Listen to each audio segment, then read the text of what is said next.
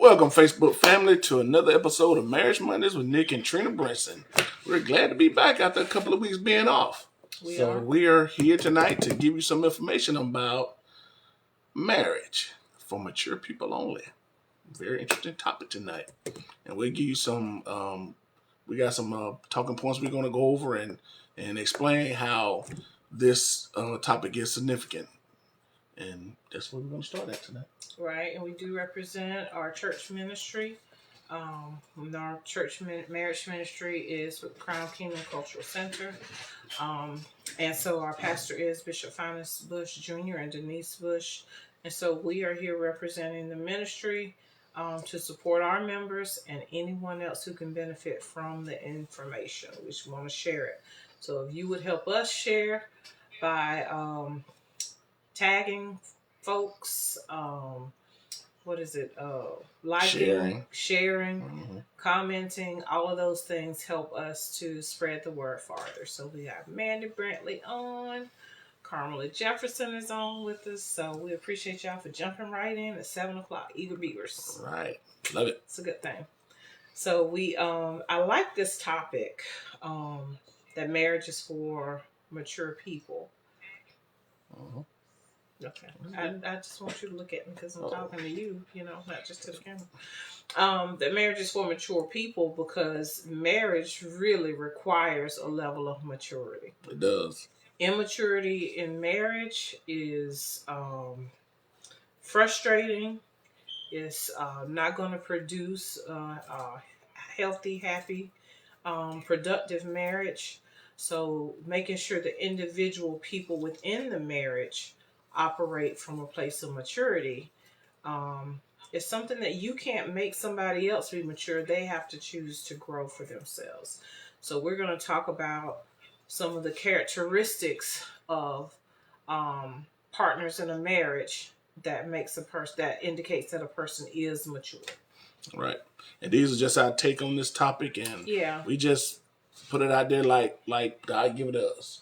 Yeah, so go ahead. Well, we really pulled this from what we have from our own experiences with ourselves as well as with other couples that we've worked with through the years.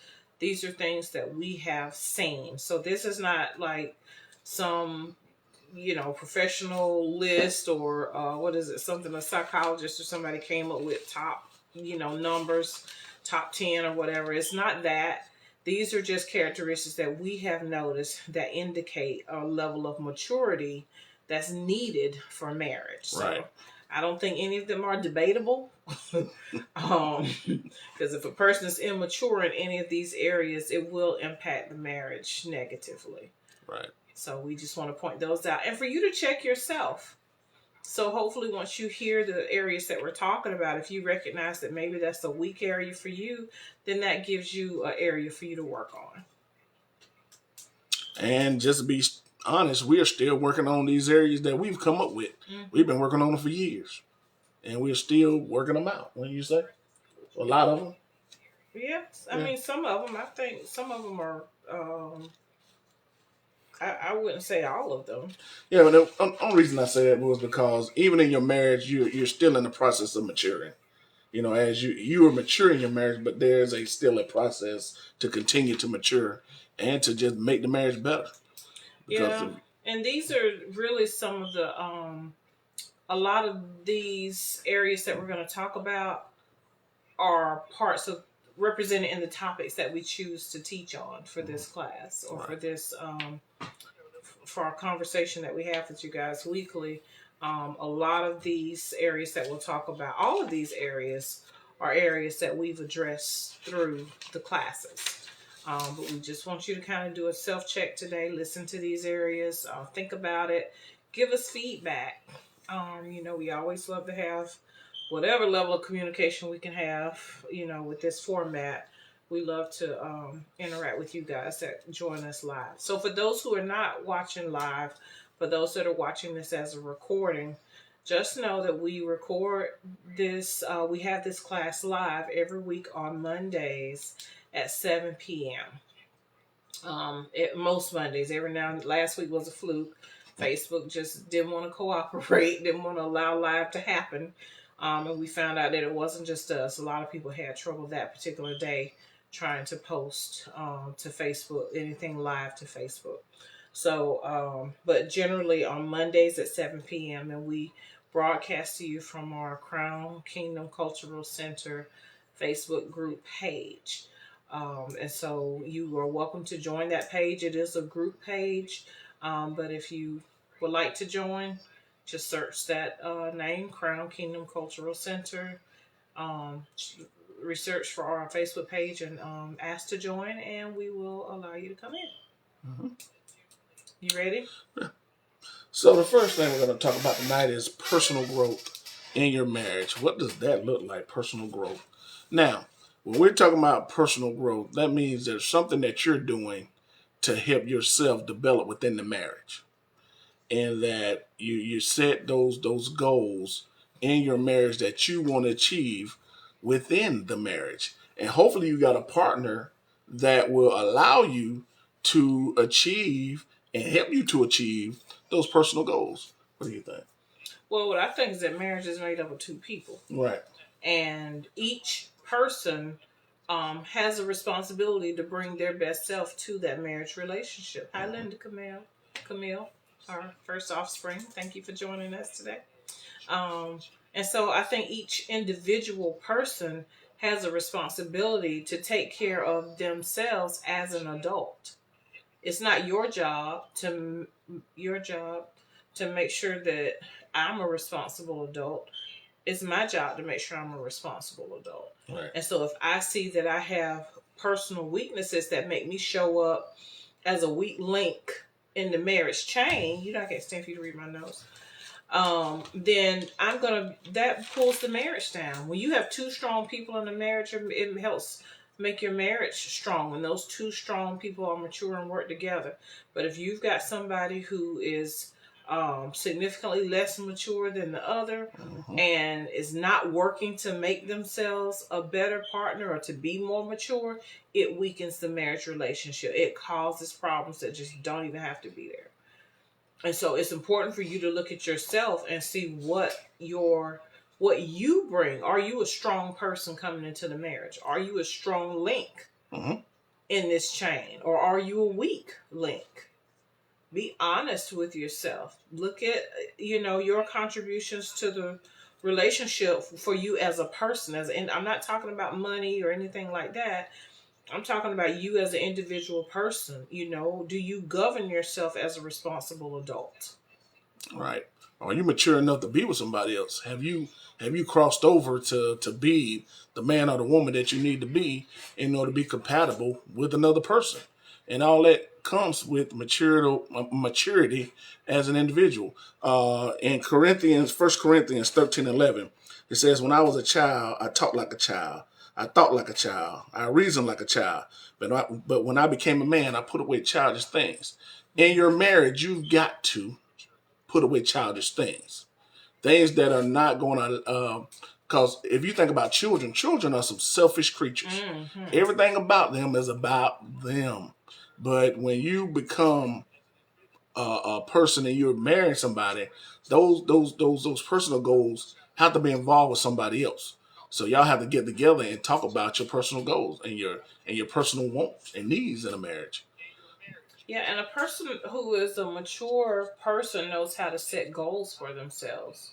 They know how to look at themselves as an individual and recognize, okay, so I'm being whiny about this. I need to be a little more mature about how I make my requests. Or I'm not taking into consideration my partner's perspective. I'm only looking at this from my perspective. That's an immature way to go about being in a relationship. If you're only looking for what you can get from a person and you're not interested in giving just as much as you're getting, you need to be focused on giving more so than getting. That's what a mature person does.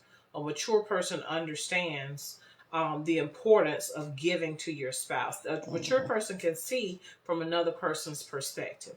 Right. Children a lot of times can only see their perspective. They can't necessarily see how somebody else might see the same situation from a different point of view. And an immature adult would be that would be a characteristic of someone who's immature, in that they can only see what they want. They can only see from their perspective and can't empathize or sympathize with their spouse, from their, and see things from that other person's perspective. And it takes that level of maturity for you to be in a relationship. You can't, you got to put away. If you maybe were the baby of the family and you're accustomed to getting everything your way, you got to grow up. You got to recognize that you can't have everything your way all the time. Even if you can have it your way all the time, you got to recognize that that's unfair to your spouse. And that makes you a weak partner with your spouse. If your fixation is always on getting things to go your way, that's a very immature way of thinking and being. All right. And so you have to you got to grow up. A mature person also understands that their spiritual growth is important. Very. And a mature person will take care of their spiritual health and take care to pay attention to their spiritual needs. A mature person understands that you can't just go through life and ignore the spiritual side of life. It's important to prioritize your time with God. It's important to prioritize and study the Word of God. Of course, we're coming from a Christian platform, so that's what we can speak to. Mm-hmm. And as a Christian, it's important for you to always be growing in the Word of God, not to be stagnant and stuck and always in the same at the same level. You should always be growing in your spiritual relationship, and that takes maturity. That takes spending time with God. That takes prayer. It takes prioritizing the things of God in your life to where you can actually grow. All right. And just another point we're going to make is your happiness is not the responsibility of your spouse. This is number 2. Number 2, yeah, because your happiness should come from within. That place, God should be your source of happy, because God will never let you down. We may have a tendency to let each other down. Sure. I don't need my wife need her to depend on me to make her happy. Right. I can assist, and we've talked about this before. But that is not my responsibility. Me and my, one of my deacon friends, actually the chairman of a deacon board, he says that trying to make somebody happy is like a full-time job. Yeah. You can't. It's almost impossible to do. So that's one of the points you got to think. Yeah, because in the world we live in, some people still feel like marriage is the prize, marriage is the fairy tale, and you're gonna be disappointed if you're looking for marriage to solve all of the issues in your life. If you are single and you're thinking, well, once I get married, everything in my life will be good. I just got to get married, just got to get to the altar. You're gonna be disappointed because marriage requires a lot of work. And marriage can be very fulfilling. It can be a healthy, happy place, but it takes work to get there. And marriage alone is not enough to make you happy long term. You can have a happy ceremony. You can have a happy courting experience. The dating before you get married, and you're gonna have some happy times, but life still happens. And marriage is constantly under assault. Your marriage is always under assault. You're going to have some tough times in your marriage. And if you think your marriage is always supposed to be happy and that you shouldn't have struggles in your marriage, then you're going to be disappointed. Because that marriage is designed to be a place of peace. But, peace is something you got to fight for. It is. It's something you got to work for, too. Mm-hmm. Not just fight, you got to work in order to achieve peace. And that peace can come through our next point, which is effective communication. If you're communicating with your spouse the right way, as much as you possibly can, there follows peace. It's communication. Yeah. It takes some skills, honestly, to communicate effectively. Some people have may, I guess, in theory, naturally have good communication skills. That ain't my testimony, but some people might have it that way. Some people might have grown up in a situation where they had to learn early how to communicate well.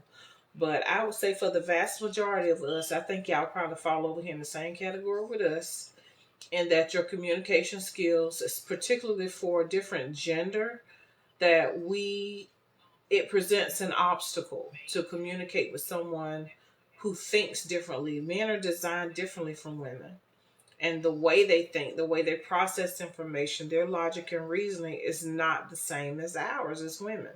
And so we have to recognize that and then learn how to navigate, the field between us to where we have that gap in our understanding on any given subject. It's a minefield in between. And so you got to be very careful in learning to communicate effectively. And so it takes some skills to learn to do that. And several of the classes we've taught, of course, we've addressed, some strategies of how to communicate with your partner, some very practical strategies. We talked about the sandwich method. Give them something good, say you're bad, what's bad or conflicting in the middle. Always end with something positive. There are lots of strategies and kind of tricks of the trade out there, but you got to learn them. You have to learn those things and actually put them into practice. It takes practice to learn how to state back to someone what they said, to make sure that they feel validated, that you validated what they said, right. To make sure that person feels heard. It takes some skills to learn how to communicate that way. It takes skills to learn how to say to your spouse a touchy something, a complaint that you have about the relationship, or about something, that you both have to work together on, knowing that your spouse is not going to want to talk about that subject, or that they might even be offended by the fact that you have a problem with this thing that you want to bring to your spouse. But ignoring it is not a good strategy. Right. So you have to learn how to confront those kind of touchy subjects or difficult, have those tough conversations. And those tough conversations have to start with being respectful towards each other, because the minute the conversation goes sideways, communication has definitely stopped. And there's a scripture in Proverbs 15:1 that says a soft answer turns away wrath, but a harsh word stirs up anger. So when you come to your spouse with a harsh word, you can know that 9 times out of 10, what you're doing is giving an opportunity to stir up anger in that person. And it also takes maturity on the receiving side. If my spouse comes to me with a harsh word, I have a choice to make. I don't have to have that knee-jerk reaction from that anger that has been stirred up in me. I can choose to return that harshness with the soft word. And softness doesn't mean that you're rolling over being a doormat. Right. So all these things take skills, and it takes maturity to learn how to use good communication skills. Yep, it does. You got to grow up. All right. Another type of skill that it takes to be in a mature marriage, or for mature people, is sacrifice and compromise. There are times that you have to forego what you want in the marriage relationship in order for the marriage to be whole and cared for.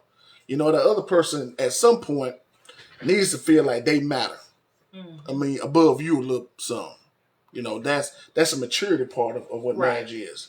Not saying you giving all the time, but marriage is definitely a give and take relationship. That's where the compromise come in at. I can't always have it my way. She can't always have it her way. Right. But we got to give and take and learn how to use that effective communication in order to do that. Yep. And that's how that's accomplished, if you want to do it the right way. But if you're one of those people that like to take, and there's a person that's in a marriage and they just allow you to do that, that marriage is one-sided. Yeah, it's just unbalanced and unhealthy. Right, there's going to be some issues in that marriage. Yeah, there has to be some balance. Negotiation is a skill as well. I think we've taught a class on that too. We have. The art of negotiating, being able to ask for favors as well as to grant favors, but also just to come to terms and to be in agreement with whatever compromise that you guys have come up with to resolve whatever conflict that you're facing. That's a skill.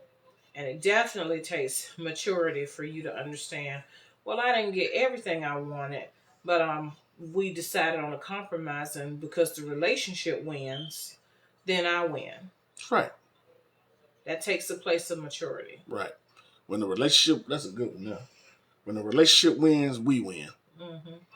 You know, so that's a good point right there. All right. It takes commitment seriously. What is it? What types of commitment does a mature marriage have to take on in order for it to be a mature marriage? We came up with several things. What types of commitments does it take for a mature marriage to be? You have to meet each other's needs. That's commitment to meet a need that she has. Not me trying to make her happy, but a need that she needs. So what is a need that you have that I need to meet in order to make you feel like you're part of this marriage relationship? What are some of your needs that you need in the marriage relationship? What do you mean? I mean, that's sort of a broad question. Right. Like conversation or you need quality time. Mm-hmm. So those are the type of needs I'm talking about. So what is one of your needs that I meet? Yeah, I need you to be reliable. Okay. That's a need. Yeah, I can't. It's very difficult for me if I'm paired up with someone who's not reliable, somebody I can't count on to be where they say they're gonna be or do what they say they're gonna do. That would be very difficult for me. Mm-hmm. So that's always been a need for me, is to be reliable. I don't think we would have gotten through the dating stage if that wasn't covered, because that's a commitment that's very important to me. I was a little thrown off because I think one thing we talked about, I'm not sure, you kind of put it from a different angle from what I was thinking. Okay. For number 5, my thoughts was that, well, what I understood is that we would say that marriage requires, a mature person in marriage understands how to take commitments seriously. So that if you commit to, say we sit down and come up with a financial system, a way we're going to pay bills. Yeah, system. Okay, so a mature person would follow that plan that we've set, as opposed to not following that plan, doing what they want to do because things might get uncomfortable, or not being committed to what they said and agreed to within the marriage. It takes a mature person to stick to that plan and to be a part of making, setting up systems within the household. We also talked about like seeking out mentors.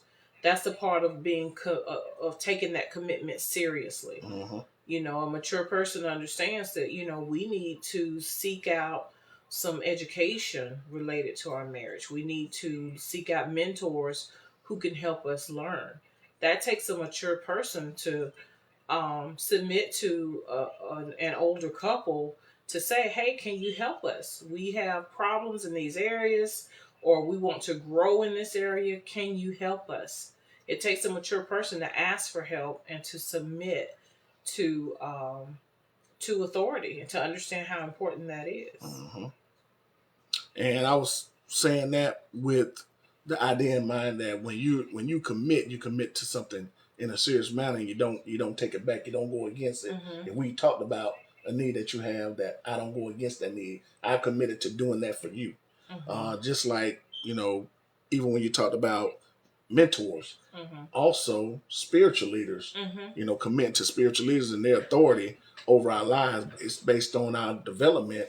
That's another commitment that we make together. Right. Because for me and my wife, we believe in getting the same information from the same source.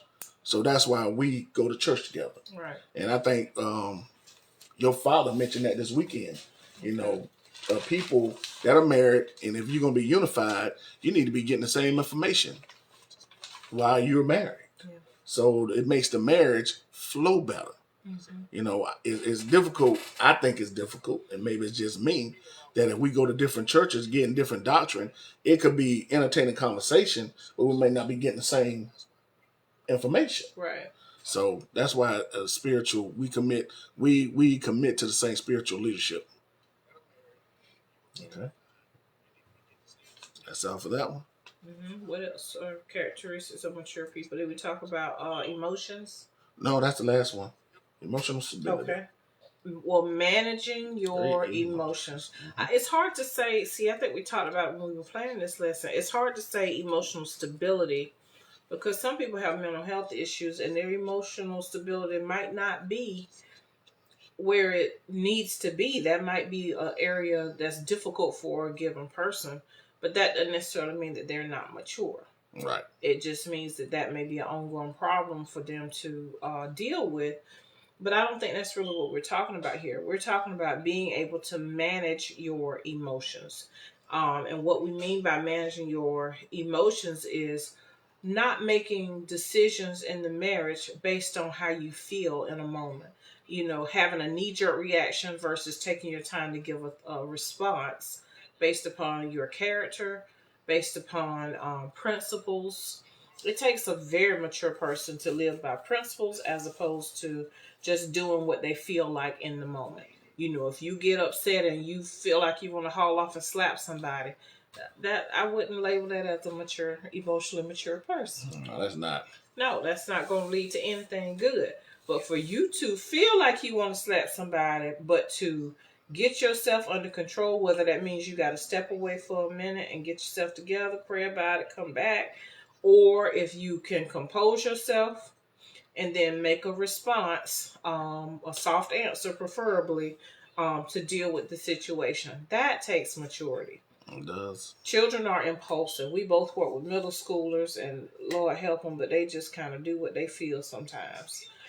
Some of them are very impulsive and don't see the big picture. All they see is what's right there in front of them for the moment, and then making a choice based upon that. That's a very immature way to live. They're middle schoolers, so we can understand it. Still got to deal with the repercussions of your actions. But that's something totally different from a 40-year-old person who is giving those knee-jerk responses. It comes a point that you have to mature enough so that you can give a thought-out response instead of reacting or first thing that comes up comes out. It takes some maturity to get beyond that spot. Learn how to filter your thoughts. Learn how to filter your responses. Learn how to live on principles. Give respect. Right. Expect for some other people to respect you. That's an expectation that you have a right to have, but it takes a level of maturity for you to be able to manage that. Give grace to other people. Understand that they can have a different opinion than yours, and that does not warrant for you to get all in an uproar because somebody's opinion is different from yours. Mature people understand that everybody's entitled to their opinion. And one person's opinion doesn't negate yours. Does not. Let people have their opinion. And mature people can actually have a discussion about those differing opinions and walk away friends still. No love lost, but maybe even be stronger people for having had that conversation.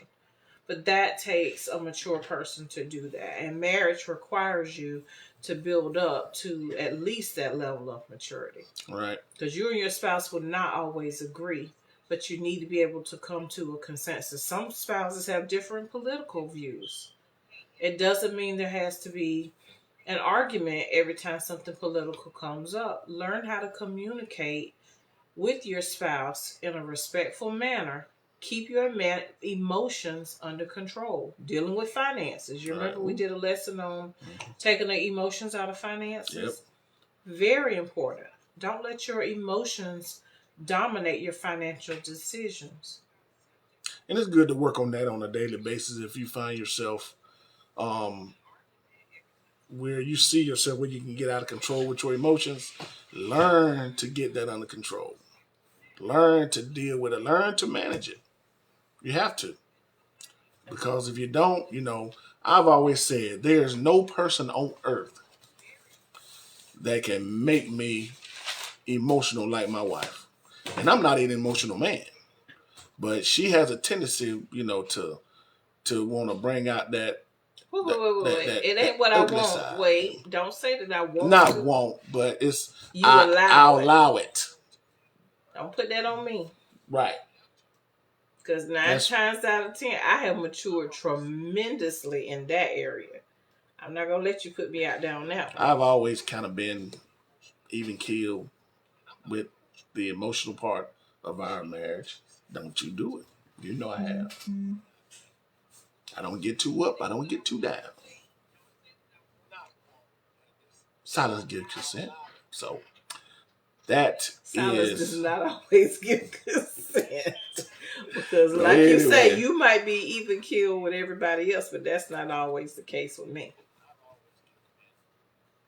Like I said, you have the, stonewalling is not being even keeled. In this relationship, I've said, time and time again on the Marriage broadcast that, you have the ability to make me mad. But I cause myself to become angry.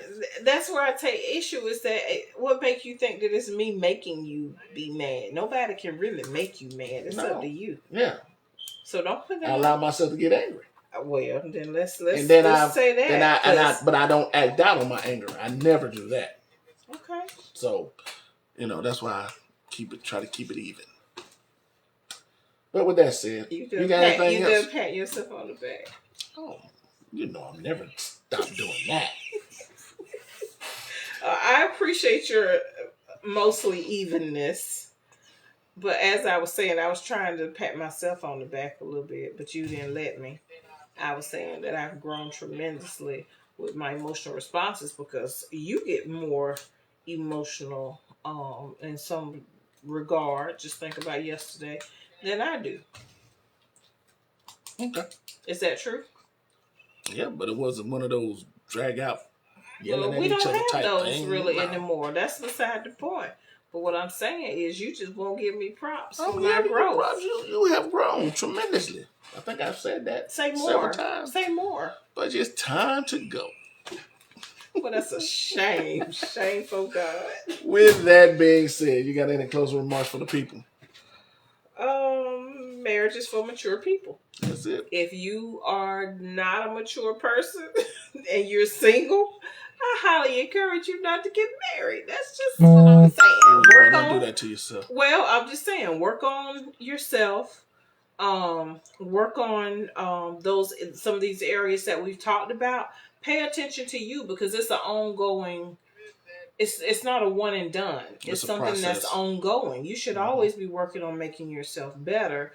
And I think for people who are not married, it's important for them to recognize that you do need to work on strengthening those areas that are weak so that when you get to the point of finding someone that you would consider marrying, that you are coming into the marriage as a mature person who's ready to deal with the challenges of marriage. Because the challenges of marriage require you to be mature.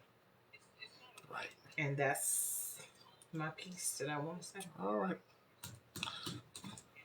So, with that said, we're glad to be back, y'all. Last week really messed us up, but we here and we got through tonight. And I just want to say, from the lady and the coach, we love y'all. Good night.